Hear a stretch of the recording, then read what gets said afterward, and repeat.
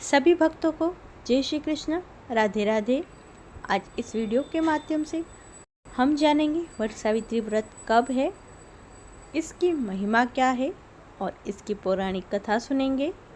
इससे पहले आप सबसे हमारा छोटा सा अनुरोध है, अभी तक आपने हमारे चैनल को सब्सक्राइब नहीं किया तो चैनल को सब्सक्राइब कर लीजिए और वीडियो पसंद आए तो इसे लाइक करना ना भूलें। वट सावित्री व्रत ज्येष्ठ माह की अमावस्या को मनाया जाता है। इस बार वट सावित्री का व्रत 6 जून को रखा जाएगा। पत्नी के अटल निश्चय और उसकी महिमा का गुणगान करने वाला वट सावित्री व्रत ज्येष्ठ मास की अमावस्या को मनाया जाता है। बरगद के वृक्ष की महिमा का भी गुणगान करता है। इसके अलावा सुहागिन महिलाएं ज्येष्ठ कृष्ण त्रयोदशी से अमावस्या तक 3 दिनों के लिए उपवास रखती हैं। कुछ महिलाएं केवल अमावस्या के दिन ही व्रत रखती हैं। व्रत की महिमा: इस दिन बरगद के वृक्ष की पूजा कर महिलाएं देवी सावित्री के त्याग, पति प्रेम और प्रतिव्रत धर्म की कथा का स्मरण करती हैं। यह व्रत स्त्रियों के लिए सौभाग्यवर्धक, पाप हारक, दुख प्रणाशक और धन धान्य प्रदान करने वाला होता है।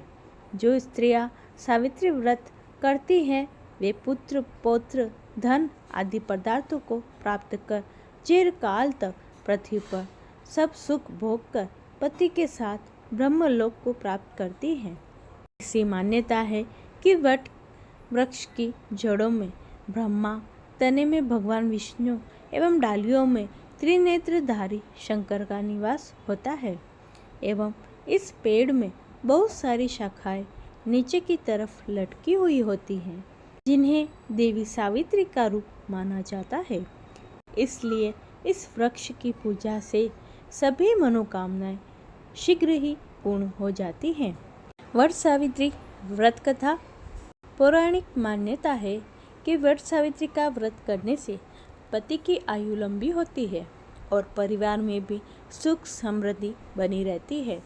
यही नहीं, अखंड सौभाग्यवती भव का भी आशीर्वाद प्राप्त होता है। ऐसा इसलिए होता है क्योंकि इस दिन से जुड़ी पौराणिक कथा प्रचलित है। ऐसा माना जाता है कि मद्र देश में अश्वपति नाम के धर्मात्मा राजा का राज था और उनकी कोई भी संतान नहीं थी। राजा ने संतान प्राप्ति के लिए यज्ञ करवाए, जिसके शुभ परिणाम के बाद उनके घर एक कन्या का जन्म हुआ। इस कन्या का नाम सावित्री रखा गया। समय के साथ साथ जब सावित्री बड़ी हुई और विवाह योग्य हुई तो उन्होंने धूम्रसेन के पुत्र सत्यवान को अपने पति के रूप में वरण किया।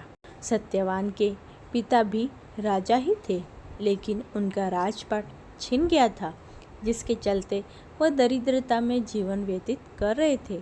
सत्यवान के माता पिता की भी आंखों की रोशनी चली गई थी और वह जंगल से लकड़ी काट कर उसे बेचकर अपना गुजारा कर रहे थे।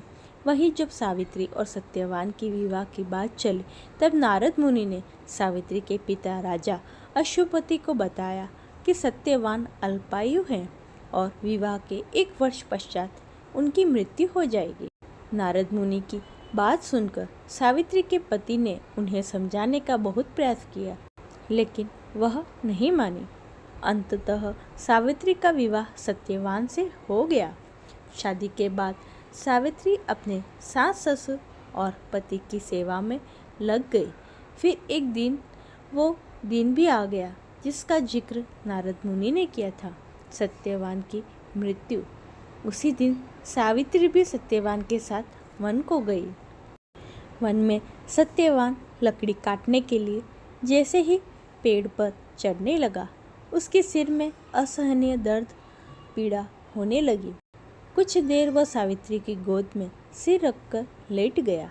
कुछ ही समय में उसके समक्ष अनेक दूतों के साथ स्वयं यमराज भी खड़े थे।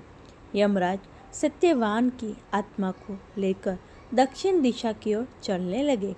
पतिव्रता सावित्री भी उनके पीछे पीछे चलने लगी।